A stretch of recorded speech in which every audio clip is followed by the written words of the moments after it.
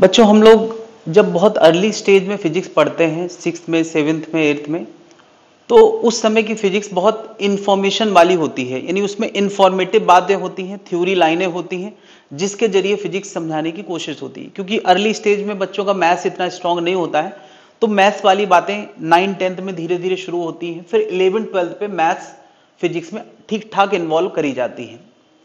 तो कभी सोचा है कि मैथ्स इन्वॉल्व करने का मतलब क्या है? मैं आज इसी बात को बताने वाला हूं कि फिजिक्स को हम थ्योरेटिकल तरीके से पढ़ते पढ़ते दिमाग में बिठा लेते हैं कि थ्योरेटिकल तरीका इज द बेस्ट वे, और यही गलती हो जाती है। बायोलॉजी थ्योरी से कवर की जा सकती, केमिस्ट्री थ्योरी से कवर करी जा सकती, बट फिजिक्स को मैथ्स इग्नोर करके नहीं सीखा जा सकता। मतलब एकदम फैक्ट है कि अगर आप मैथ्स को हैंडल नहीं कर पा रहे हैं तो फिजिक्स को ज्यादा हैंडल नहीं कर पाएंगे। दिमाग में चढ़ेगी उतर जाएगी, चढ़ेगी उतर जाएगी। तो अगर फिजिक्स को ढंग से हैंडल करना है तो हमें मैथ्स के साथ खेलना आना चाहिए। थ्योरी लाइनें याद रखने से ज्यादा उस थ्योरी लाइनों को किस मैथमेटिकल फॉर्मूले में इनकॉर्पोरेट किया गया है वो हमें सीखना पड़ेगा। क्योंकि मैथमेटिकल फॉर्मूला वो बहुत सारी इंफॉर्मेशन रखता है, जो तुम शायद एक पेज में रख सकते हो, वो एक पेज की इंफॉर्मेशन एक फॉर्मूला देता है। और फॉर्मूला याद किए बिना तो तुम फिजिक्स वैसे भी नहीं हैंडल कर पाओगे, क्योंकि एग्जाम में क्वेश्चन आना है वो फॉर्मूला पे बेस्ड आएंगे, तुम्हें न्यूमेरिकल आएंगे तो फॉर्मूला लगाना ही पड़ेगा। इसका मतलब फॉर्मूला एक ऐसी चीज है जिससे हम बच नहीं सकते हैं। और जब हम बच नहीं पा रहे हैं, फॉर्मूला याद रखना ही है, तो क्यों ना हम थ्योरी लाइनों को किनारे करते हुए मैथ से थ्योरी निकालना सीखें। तो तुम्हारी फिजिक्स बहुत छोटी हो जाएगी। ज्यादा फिजिक्स हैंडल करना है तो ये केवल तरीका है कि जिससे हम ज्यादा फिजिक्स हैंडल कर सकते हैं। थ्योरी लाइनों से ज्यादा मैथमेटिकल फॉर्मूले को भाव देना और उससे थ्योरी लाइनें रिकवर कराना। मेरे ख्याल से ये बात थोड़ा बहुत समझ में आ गई होगी। बाकी बात मैं एक एग्जाम्पल के जरिए क्लियर करने वाला हूं, है ना, कि कैसे थ्योरी लाइनों को मैथ्स में इनकॉर्पोरेट किया जाता है, और फिर हम चाहें तो उस फॉर्मूले से वापस थ्योरी लाइनें कैसे रिकवर कर सकते हैं, ये बात मैं समझाने वाला हूं। ठीक है, ये एक फॉर्मूला है बायो-सेवर्ट का फॉर्मूला। बायो-सेवर्ट ने अपना फॉर्मूला कुछ ऑब्जर्वेशन के बेसिस पे दिया था, वो ऑब्जर्वेशन यहां समझाए गए हैं। पहला ऑब्जर्वेशन है कि कोई एक करंट कैरिंग वायर है, current carrying wire magnetic field देता है, बट अगर हम करंट कैरिंग वायर की लाइन में किसी पी पॉइंट पे देखते हैं, वहां मैग्नेटिक फील्ड का असर नहीं होता है, बिल्कुल नहीं होता, जीरो होता है मैग्नेटिक फील्ड लाइन के अलोंग। अगर मैं इस छोटे से करंट कैरिंग वायर की लेंथ डीएल मानता हूं, तो इस डीएल लेंथ ने पी पॉइंट पे कोई मैग्नेटिक फील्ड नहीं दी है। लेकिन अगर मैं इसी आई के करंट कैरिंग वायर जिसके डीएल लेंथ वेक्टर करंट के अलोंग दिखाया जाता है, उससे 90 डिग्री पे अगर मैं मैग्नेटिक फील्ड की बात करूं, तो 90 डिग्री पे मैग्नेटिक फील्ड का असर सबसे ज्यादा होता है। मतलब अगर मैं सेम दूरी 90 डिग्री पे ना लेके कुछ 60 डिग्री या 30 डिग्री पे लेता हूं, तो यहां पर इतना मैग्नेटिक फील्ड असर नहीं होगा जितना यहां होगा, ऐसा बायो-सेवर्ट ने देखा। ठीक है, तो ये तो बात हो गई मैग्नीट्यूड को लेके। दूसरी बात कि मैग्नेटिक फील्ड का मैग्नीट्यूड इनवर्स स्क्वायर लॉ को फॉलो करता था। इनवर्स स्क्वायर लॉ क्या है? वो कई फील्ड में कॉमन बात है कि डिस्टेंस डबल करो तो फील्ड 1/4 हो गई, डिस्टेंस ट्रिपल करो तो मैग्नेटिक फील्ड 1/9 हो गई। ठीक है, ये मैथमेटिकल बात ही है बेसिकली। तो यार ये बातें, तीसरी ये बात। चौथी बात कि अगर मैं करंट कैरिंग सेगमेंट की वजह से किसी पी पॉइंट पर मैग्नेटिक फील्ड निकालना चाहता हूं, तो ये एक रूल है कि करंट अपना थंब के अलोंग करंट रखना है ना यार, करंट के अलोंग थंब रखना, और पी पॉइंट जहां मैग्नेटिक फील्ड निकालना है वहां जाके ऐसे डस लेना है, जैसे सांप डसता है वैसे। तो जो डसने की डायरेक्शन आएगी उस पॉइंट पे मैग्नेटिक फील्ड उसी नियम के हिसाब से आती है।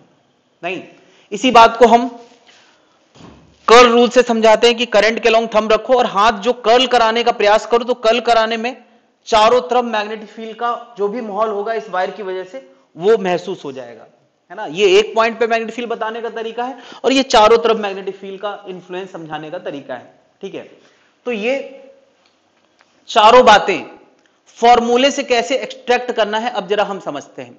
ठीक है, फॉर्मूला कैसे आया उस पर ज्यादा बात नहीं करेंगे। मैग्नेटिक फील्ड का ये फॉर्मूला है जो बायो-सेवर्ट ने दिया है, μ0/4π कांस्टेंट है, I dl sin θ/r²। ये स्केलर फॉर्म है, ये वेक्टर फॉर्म है।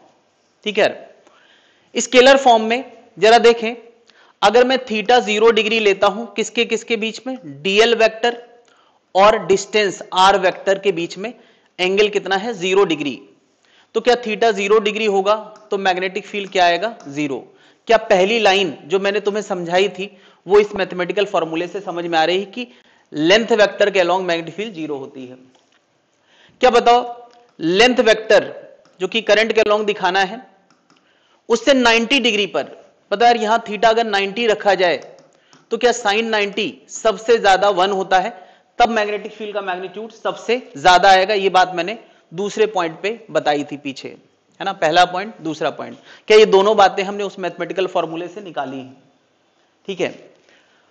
इनवर्स स्क्वायर लॉ वाली बात, क्या dB 1/r² के प्रोपोर्शनल है, ये इनवर्स स्क्वायर लॉ वाली बात यहां कवर करी गई है ना।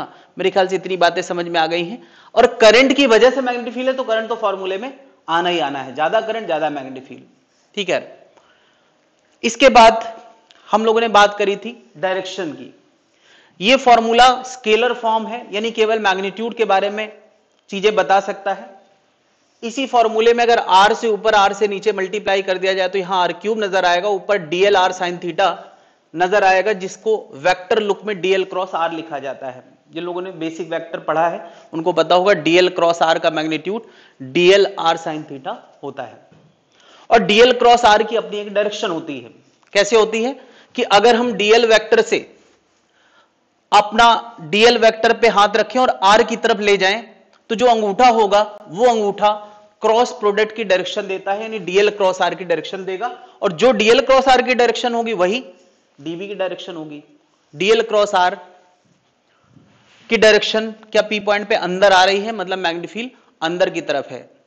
क्या हम लोगों ने अभी थोड़ा देर पहले ये रूल पढ़ा था, ये रूल डसने वाला रूल, मैं अगर करंट के अलोंग अपना अंगूठा रखता हूं और p पॉइंट पे डसने का प्रयास करूंगा तो मैग्नेटिक फील्ड अंदर आ रही है।